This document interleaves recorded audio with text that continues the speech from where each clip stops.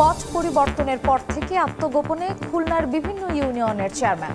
সেবা বঞ্চিত নাগরিক, ভারপ্রাপ্ত দায়িত্বে থাকলেও গতি নেই কাজে।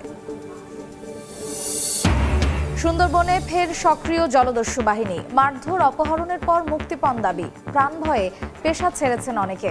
অভিযান চালানোর দাবি বন বিভাগের।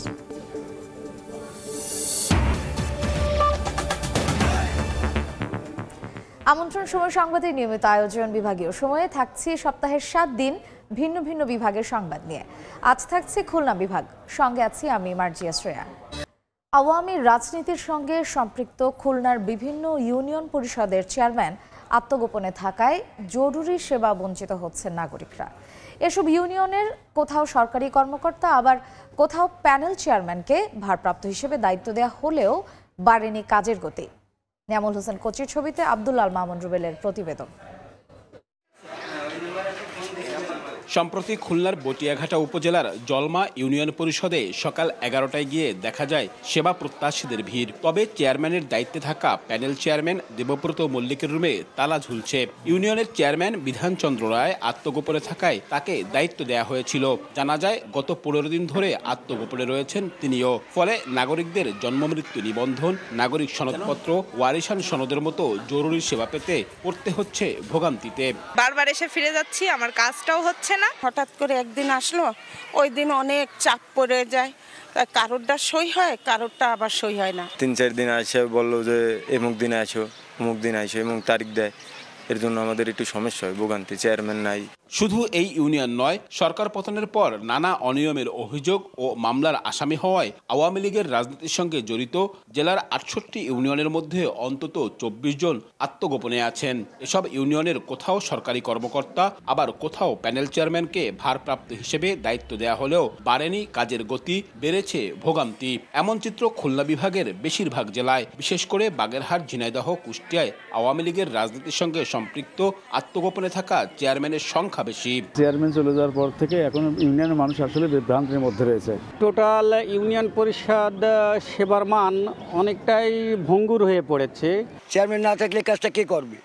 আর যাদের দায়িত্বে দেওয়া তারা কেউ এখানে থাকে না। চেয়ারম্যানরা আত্মগোপনে থাকায় কাজের গতি কমার কথা স্বীকার করছেন ইউনিয়ন পরিষদ সংশ্লিষ্টরাও। যাচ্ছে তো আমরা এখানে কাউকে চিনি না বা করতে পারি না, এটা জনপ্রতিনিধিরাই পারে। সেই কাজগুলো আমাদের একটু বাধাগ্রস্ত হচ্ছে। জনগণের একটু সমস্যা হয়, কারণ অনেক দৌড়দৌড়ি, অনেক কাজ উপজেলায় বেশিরভাগই কাজ থাকে চেয়ারম্যান মহোদয়ের, সে দেখতে একটু সমস্যা হচ্ছে। আর নাগরিক সেবা নিশ্চিত করতে প্রশাসক নিয়োগ আরও বাড়ানোর পরামর্শ নাগরিক নেতাদের। নির্বাচন যতদিন না হবে ততদিন এখানে প্রশাসক নিয়োগ করা উচিত। এদের মাধ্যমে যদি করা হয় তাহলে এইটার এক ধরনের এটার নিয়মতান্ত্রিকতা রক্ষা করা যেতে পারে। স্থানীয় সরকার বিভাগ বলছে, চেয়ারম্যানদের অনুপস্থিতি কিংবা অন্য কোনো কারণে নাগরিক সেবার গতি কমে গেলে ব্যবস্থা নেওয়া হচ্ছে। নাগরিক যেই সেবাটা সেটা সঠিকভাবে পাওয়া যাচ্ছে না, সেটি যদি আমরা জানতে পারি, সেটি সংশ্লিষ্ট জেলা প্রশাসক এবং সরাসরি আমার জায়গা থেকে ইউনোর মাধ্যমেও সেই বিষয়গুলো খোঁজ খবর নিয়ে কিন্তু প্রয়োজনীয় ব্যবস্থা নিতে পারবো। খুলনা বিভাগের 10 জেলায় 580টি ইউনিয়ন পরিষদে সম্প্রতি 95 জন প্রশাসক নিয়োগ দেওয়া হয়েছে। আব্দুল্লাহ আল মামুন রুবেল, সময় সংবাদ, খুলনা। এ বিষয়ে আরো জানাতে খুলনা থেকে সরাসরি যুক্ত হচ্ছেন রিপোর্টার আব্দুল্লাহ আল মামুন রুবেল। তার সঙ্গে আলোচনায় যুক্ত থাকবেন খুলনা নাগরিক সমাজের সদস্য সচিব অ্যাডভোকেট বাবুল হাওলাদার। সরাসরি যাচ্ছি রুবেলের কাছে। খুলনা অঞ্চলের বিভিন্ন ইউনিয়ন পরিষদের চেয়ারম্যানরা আত্মগোপনে থাকায় নাগরিক সেবা ব্যাহত হচ্ছে। একেবারে গ্রাম পর্যায়ে এই ধরনের জরুরি নাগরিক সেবা ব্যাহত হয়, মানুষ কিন্তু ভোগান্তি পড়ছে। এই অবস্থায় কি করণীয় সেটা নিয়ে আমরা আজ আলোচনা করব নাগরিক নেতা অ্যাডভোকেট বাবুল হাওলাদারের সঙ্গে। যারা বাবুল হাওলাদার, স্বাগত জানাচ্ছি। শুরুতে একটু বলতে চাই যে খুলনা অঞ্চলে বিভিন্ন ইউনিয়ন পরিষদের চেয়ারম্যানরা আত্মগোপনে রয়েছেন, তারা আসলে মামলার আসামি এবং নানা রকম অভিযোগ রয়েছে। এই অবস্থায় অনেক ইউপি সদস্য কিন্তু আসলে তার নিয়মিত অফিস করছেন না। নাগরিক সেবাটা আসলে কি ধরনের ব্যাহত হচ্ছে? ধন্যবাদ আপনাকে। না, ইউনিয়ন পরিষদ হচ্ছে, আমরা জানি যে আমাদের দেশের একেবারে স্থানীয় সরকারের প্রাথমিক স্তর এবং এইখানে একেবারে জীবন সংশ্লিষ্ট অনেক বিষয়, জীবন ঘনিষ্ঠ অনেক বিষয়ে ফাংশনিং হয়। এইখানে চেয়ারম্যান এবং ইউনিয়ন পরিষদের মেম্বার অনুপস্থিত থাকার কারণে যেটা হচ্ছে যে এখান থেকে জন্ম সনদ, মৃত্যু সনদ, ট্রেড লাইসেন্স, ওয়ারিশ কাম সনদপত্র, তারপরে হচ্ছে যে আপনার এই জাতীয় অনেকগুলো বিষয় যেগুলো এত বেশি জীবন সংশ্লিষ্ট যে এগুলো নিয়মিত না পাওয়ার কারণে বা এগুলো বিলম্বে পাওয়ার কারণে অনেক দেওয়ানি মোকদ্দমা পর্যন্ত ক্ষতিগ্রস্ত হয়, প্রসিড করতে পারে না এবং আদালত নিষ্পত্তি করতে পারেন না। সাথে সাথে যেটা হয় যে এখানকার যে কাগজপত্র সেখান থেকে একেবারে স্কুলে ভর্তি থেকে শুরু করে পাসপোর্ট, ভিসা এবং নানাবিধ অফিসিয়াল কাজে আমরা জানি যে এই পেপারস, এই ডকুমেন্টগুলো প্রয়োজন। এরা অনুপস্থিত থাকার কারণে যেটা হচ্ছে যে এই নাগরিকরা তারা যথাসময়ে এই পেপারসগুলো না পাওয়ার কারণে এবং সংশ্লিষ্ট দপ্তরে সেগুলো তারা প্রসিড করতে না পারার কারণে, যেটা হচ্ছে প্রসিড সরবরাহ করতে না পারার কারণে মারাত্মকভাবে আসলে নাগরিকরা সংকটের এই বঞ্চিত যে নাগরিক সমাজ ব্যাহত হচ্ছে, এটি আসলে কতটা প্রকট আকার ধারণ করছে? আমরা জানি যে প্যানেল চেয়ারম্যানরাও আস্তে আস্তে অনেকে আত্মগোপনে চলে যাচ্ছে। না, এখন যে জিনিসটা হচ্ছে কি যে মানে সংকট প্রকট মানে এত বেশি প্রকট যে মানুষের স্বাভাবিক জীবনযাত্রা এবং এসেনশিয়াল মানুষের যে এসেনশিয়াল কর্মকাণ্ড প্রতিনিয়ত সেগুলো ব্যাহত হচ্ছে। আমি যেটা বললাম যে এটার কারণে আদালতের কার্যক্রম পর্যন্ত ব্যাহত হচ্ছে এবং আমরা জানি যে ইউনিয়ন কাউন্সিল হচ্ছে গ্রাম্য আদালত, সেখানে 3 লাখ টাকা পর্যন্ত আর্থিক এখতিয়ার রয়েছে। সেই এখতিয়ারের জি আমরা আবার ফিরবো আপনার কাছে। দর্শক আমরা একটু একই রকম সমস্যা রয়েছে ঝিনাইদহে, আমরা সেখানকার একটু খবর শুনবো সহকর্মী লোটাস রহমান সোহাগের কাছে। সোহাগ, ঝিনাইদহ জেলার যে 6টি উপজেলায়, সেই 6টি উপজেলার মধ্যে 67টি ইউনিয়ন পরিষদ রয়েছে এবং এই ইউনিয়ন পরিষদের মধ্যে বর্তমানে গত 5 আগস্টের পর ছাত্র জনতার আন্দোলনের পর কিন্তু বর্তমানে 12টি ইউনিয়ন পরিষদে প্রশাসক নিয়োগ করা হয়েছে এবং বেশ কয়েকটি ইউনিয়ন পরিষদে চেয়ারম্যান না আসায়, তারা পলাতক থাকায়, বিভিন্ন কারণে মামলা সহ বিভিন্ন কারণে না থাকায় কিন্তু তারা প্যানেল চেয়ারম্যান কাজ করছেন এবং বাদবাকি যে ইউনিয়ন পরিষদগুলো রয়েছে সেগুলো সেবার মানও কিন্তু সেভাবে পাচ্ছে না বলে অভিযোগ করেছেন যারা ইউনিয়ন পরিষদের সেবা নিতে আসছেন সাধারণ জনগণ। তারা বলছেন যে ইউনিয়ন পরিষদের যে সেবার মান, তারা চেয়ারম্যান নির্বাচিত জনপ্রতিনিধি না থাকলে যে সেবার মানটা তারা দরকার সেটা কিন্তু তারা পাচ্ছে না।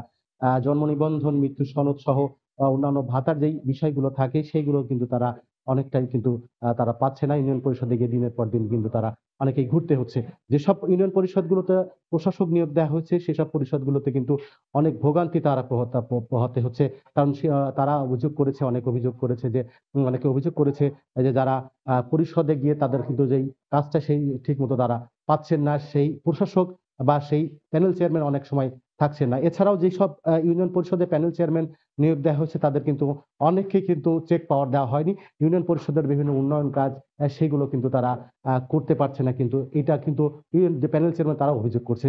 যে কারণে এই যে ইউনিয়ন পরিষদগুলো আছে তারা কিন্তু যারা সেবা নিতে আসে তাদের কিন্তু সেবা ঠিক মতো পাচ্ছে না। তো স্থানীয় সরকার বিভাগ বলছে যে তারা দ্রুত সময়ের মধ্যে তারা এই সমস্যাগুলো সমাধান করবে এবং মানুষ আশা করছে যে দ্রুত জনপ্রতিনিধি নতুন করে নির্বাচন হয়ে, ইউনিয়ন পরিষদ নির্বাচন হয়ে তারা জনপ্রতিনিধি দিবেন, এই সমস্যার সমাধান করবেন। তো এই ছিল ঝিনাইদহের ইউনিয়ন পরিষদের যে সেবার মান তার সর্বশেষ। আমরা এখন ফিরে যাচ্ছি খুলনায়। ধন্যবাদ সোহাগ। বাবুল ভাইয়ের কাছে আমরা আবারও ফিরে চাই। বাবুল ভাই, আমরা আসলে একটু খুলনা অঞ্চলের বাইরের অন্যান্য জায়গায় খবর শুনছিলাম, সেখানেও কিন্তু একই রকম সমস্যা রয়েছে। বিশেষ করে ঝিনাইদহে আমরা শুনছিলাম, এছাড়া খুলনা বিভাগ জুড়ে একই রকম সমস্যা রয়েছে। তো এই সমস্যা আসলে আপনি বলছিলেন যে প্রকট আকার ধারণ করছে, এটি সমাধানে আসলে কি উদ্যোগ সরকারের নেওয়া উচিত? না, সমাধানের জন্য এখানে আসলে জনপ্রতিনিধি, জনগণের প্রতিনিধি দ্বারা এই সমস্যার সমাধান করতে হবে। কারণ হচ্ছে যে উপজেলা প্রশাসন বা অন্য কোনো জায়গার সরকারি কর্মকর্তা কর্মচারীদের সাথে তো ওই অঞ্চলের বা ওই ইউনিয়নের নাগরিকদের সেই যোগাযোগ, সংশ্লিষ্টতা এবং যে আইনের যে বাধ্যবাধকতা রয়েছে, অনেক বিষয় হচ্ছে চেয়ারম্যান এবং ইউনিয়ন কাউন্সিলের মেম্বারকে ম্যান্ডেটরি করা হয়েছে, বিশেষ করে ওয়ারিশ কাম সনদের ক্ষেত্রে, এবং এইটার একটা সুদূর প্রসারী একটা প্রতিফলন বা হচ্ছে প্রভাব আছে। সুতরাং যদি এখানে জনগণের প্রতিনিধি এবং ওই এলাকার মানুষদের দ্বারাই এটাকে সমাধান করতে হবে। এই ছাড়া হচ্ছে প্রশাসনের লোক দিয়ে, কর্মকর্তা কর্মচারী দিয়ে আসলে এই সমস্যার সমাধান করা সম্ভব না, বরং যেটা হবে যে জটিলতা বাড়বে। কারণ নির্ধারিত ব্যক্তি তার নিজস্ব কাজ রয়েছে, তার দাপ্তরিক কাজ, এর বাইরে যে আবার একটা ইউনিয়ন কাউন্সিলের দায়িত্ব পালন করা, এটি হচ্ছে না। বাস্তবতা যেটা বলছে, যেটা আসলে অনেকটা ফেল করার মতো। স্থানীয় সরকার ব্যবস্থাকে আরো বেশি শক্তিশালী করার ব্যাপারে আপনার কথা বলছিলেন, বারবার বলেন, সেটি আসলে কিভাবে করা যেতে পারে? না, আসলে সারা দুনিয়ায় যখন স্থানীয় সরকার শক্তিশালী করার কথা বলা হচ্ছে এবং থিওরিটিক্যালি বলা হচ্ছে যে স্থানীয় সরকার যদি শক্তিশালী হয় তাহলে সেই দেশের কেন্দ্রীয় সরকার শক্তিশালী হবে, আইনের শাসন নিশ্চিত হবে, মানুষ তাদের সেবা পাবেন, নাগরিকরা তাদের সেবা পাবেন। আর সুতরাং স্থানীয় সরকারকে ঢেলে সাজানো, স্থানীয় সরকারকে শক্তিশালী করার জন্য যা যা প্রয়োজন প্রয়োজন, এবং সেটার জন্য তো অবশ্যই স্বচ্ছ যারা এবং ন্যায়নীতি নিষ্ঠ সেই মানুষগুলোকে ইউনিয়ন কাউন্সিলে যাতে নির্বাচিত করা যায় সেই পথ অবলম্বন করতে হবে। সেই স্বচ্ছতা, জবাবদিহিতা এবং নির্বাচন পদ্ধতি সেইটাকে যদি আমরা নিশ্চিত করতে পারি তাহলে আমার মনে হয় যে স্থানীয় সরকার শক্তিশালী হতে পারে। স্থানীয় সরকার ব্যবস্থা শুধুমাত্র একজন স্বচ্ছ ব্যক্তির পাশাপাশি পদ্ধতিগত আসলে কথা আসলে আপনারা বারবার বলেন, সেক্ষেত্রে আসলে কি ধরনের পদ্ধতি গ্রহণ করা যেতে পারে? না, পদ্ধতিগত ব্যাপার এখনো পর্যন্ত প্রচলিত আইনে যেটা আছে সেটা যদি সঠিকভাবে মানা হয় তাহলে এখনো সেটা অনেকটা কার্যকর হতে পারে। তবে এই ব্যাপারে আমরা জানি যে আমাদের অনেক দাতা সংস্থা, দাতা দেশের এবং অনেক স্পেশালাইজড অর্গানাইজেশন প্রতিষ্ঠানের অনেক সুপারিশ রয়েছে সরকারের কাছে, ইতিপূর্বেও ছিল, এখনো ছিল, এবং সেই বিষয় নিয়ে আমরা ইন ডিটেলস কথা বলেছি। সেই বিষয়গুলোকে যদি সরকার ফলো করে এবং সেটা যদি এই অধ্যাদেশের মধ্যে বা আইনের মধ্যে নিয়ে আসেন তাহলে পরে এই সমস্যার সমাধান সম্ভব। এই বিষয়ে জানতে চাচ্ছিলাম যে এই ধরনের প্রক্রিয়া কি আসলে দুর্নীতির সুযোগ থাকে কিনা? হ্যাঁ, দুর্নীতির সুযোগ তো অবশ্যই থাকে, দুর্নীতির সুযোগ থাকে, দায়িত্ব অবহেলার সুযোগ থাকে, মানুষকে ইচ্ছাকৃতভাবে হয়রানির সুযোগ থাকে, দুর্নীতির সুযোগ অবশ্যই থাকে, এটা বলার কোনো অপেক্ষা রাখে না। ধন্যবাদ আপনাকে।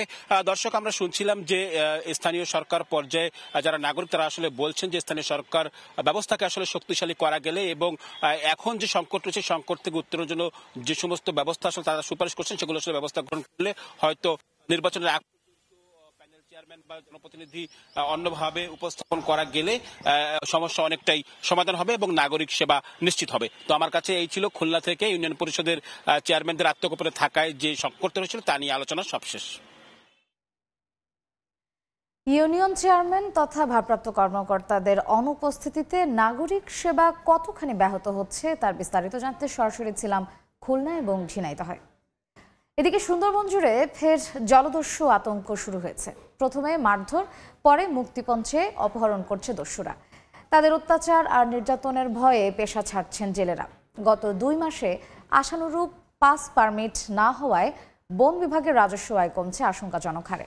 মাহমুদ হাসানের পাঠানো তথ্য ও ছবি নিয়ে রিপোর্ট। 2018 সালে 1 নভেম্বর দস্যুমুক্ত সুন্দরবন ঘোষণা হওয়ায় বেশ ভালোই চলছিল জেলে মহাজনদের জীবন। কিন্তু দীর্ঘ 7 বছর পর আবারও নতুন করে সুন্দরবনে দাপিয়ে বেড়াচ্ছে দয়াল, শরীফ, আসাবুর ও মজনু সহ প্রায় 6টি জলদস্যু বাহিনী। গত 26 জানুয়ারি দুবলাচর থেকে 15 জেলে অপহরণের পর মোটা অঙ্কের বিনিময়ে জিম্মি দশা থেকে 10 জেলে ফিরে আসলেও এখনও 5 জন দস্যুদের জিম্মায়। এর মধ্যে কোস্টগার্ডের অভিযানে অস্ত্রসহ কয়েক দস্যুকে আটক করা হয়। সুন্দরবনে যাচ্ছি না শুধু ডাকাইতের ভয়তে। সুন্দরবনে যাব, জলদস্যু ধরবে, ধরে মারধর করবে, টাকা দে, টাকা মকরা যা পাইছিলাম সব রেখে দিতে। জেলেরা বনে না যাওয়ায় আশানুরূপ পাস পারমিট হচ্ছে না বন বিভাগের। মোংলা চাঁদপাই স্টেশনে গত জানুয়ারি মাসে পাস হয়েছে 961টি। ফেব্রুয়ারিতে যা নেমে আসে 384টিতে। এতে রাজস্ব নেমে আসছে 3-এর 1 অংশে। আমরা চেষ্টা করে যাচ্ছি এবং সবাইকে বিষয়টা অবগত করে যাতে আমরা সবাই সর্বসম্মিলিতভাবে যাতে আমরা সুন্দরবনের পরিবেশ বজায় রাখতে পারি। আমরা দুবলায়, আমরা কয়রাতে বেশ কিছু অভিযান পরিচালনা করেছি এবং তাদেরকে আটকের জন্য আমাদের কার্যক্রম চলমান রয়েছে। 2018 সালের অক্টোবর পর্যন্ত ধাপে ধাপে 32টি বাহিনীর 328 জন দস্যু, 462টি অত্যাধুনিক আগ্নেয়াস্ত্র ও 22,504টি গোলা বারুদ সহ আত্মসমর্পণ করেছিল। সময় সংবাদ, মোংলা। কাঁচা সড়কে পথ চলতে হচ্ছে বছরের পর বছর। কি বর্ষা, কি শুষ্ক মৌসুম, সবসময়ই ভোগান্তি নিয়ে যাতায়াত করছেন ঝিনাইদহের গ্রামীণ জনপদের বাসিন্দারা। জেলার প্রায় অর্ধেক গ্রামীণ সড়ক এখনো পাকা হয়নি। শৈশব কৈশোর পেরিয়ে জীবন সায়নে উপনীত হলেও এলাকার সড়কগুলোর উন্নয়ন না দেখে নিজের হতাশার কথা বলছিলেন ঝিনাইদহ সদরের খাজুরা এলাকার রাহেলা বেগম। ছোটকালে তো কাদা পানির মধ্যে বেড়াইছি, এখন বুড়ো হয়ে গেলাম তাও সে কাদা পানি ছাড়াইল না। সদর হরিণাকুণ্ডু, শৈলকুপা, মহেশপুরের কয়েকটি এলাকায় ঢুকলেই চোখে পড়বে এমন বাস্তবতা, যেখানে মানুষের যাত্রাপথ এখন নির্ভর করে কাদাধুলোর উপর। রোদ বৃষ্টি ধুলোবালি হিসেব করে চলতে হয় এ পথের যাত্রীদের। বর্ষা মৌসুমে ভোগান্তি বাড়ে কয়েক গুণ। রাস্তায় কাদা পানি হয়, সে সমস্ত তো সব ঘর ধরে ওঠে, চলাফেরা তো কষ্ট হয়। এই মেন রাস্তায় একটু খোপে কাঁচা থাকার কারণে পুরো এলাকার লোকের সমস্যা। এলজিডি বলছে জেলার কাঁচা সড়কগুলো অগ্রাধিকার ভিত্তিতেই পাকা করা হবে। আগামী কয়েক বছরের ভিতরে যে আপনি যে দুর্ভোগের কথা বললেন, এই দুর্ভোগ আর থাকবে না। স্থানীয় সরকার প্রকৌশল বিভাগের দেওয়া তথ্য মতে জেলার 6 উপজেলায় মোট গ্রামীণ সড়ক রয়েছে 5,646 কিলোমিটার। এর মধ্যে এখনও কাঁচা 2,668 কিলোমিটার। লোটাস রহমান সোহাগ, সময় সংবাদ, ঝিনাইদহ।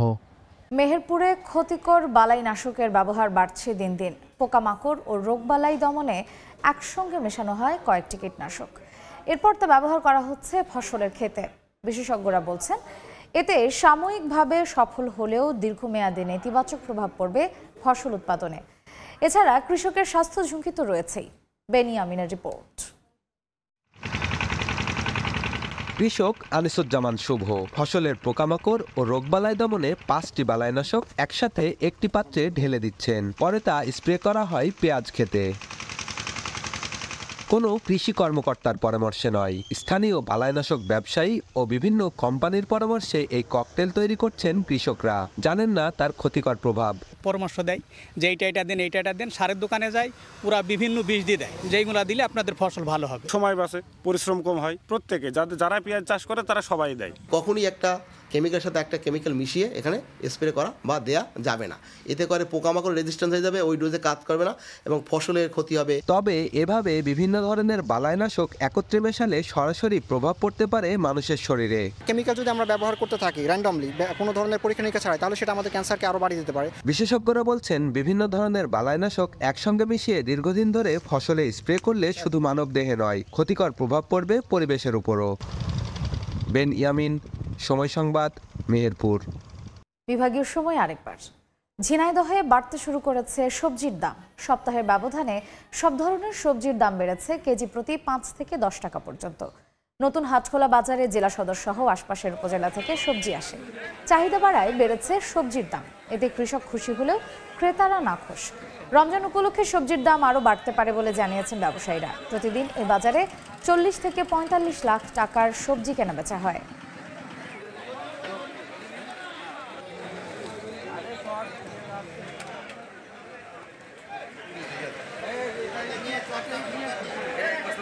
বিভাগীয় সময়ের শীর্ষ সংবাদগুলো জানিয়ে দিচ্ছি আরও একবার।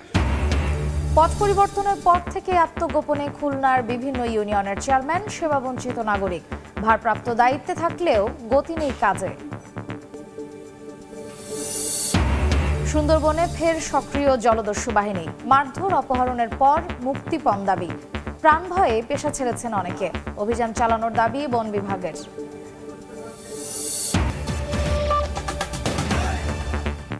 এই ছিল বিভাগীয় সময়। আগামীকাল থাকবো ঢাকা বিভাগের আয়োজন নিয়ে। সঙ্গেই থাকুন সময়।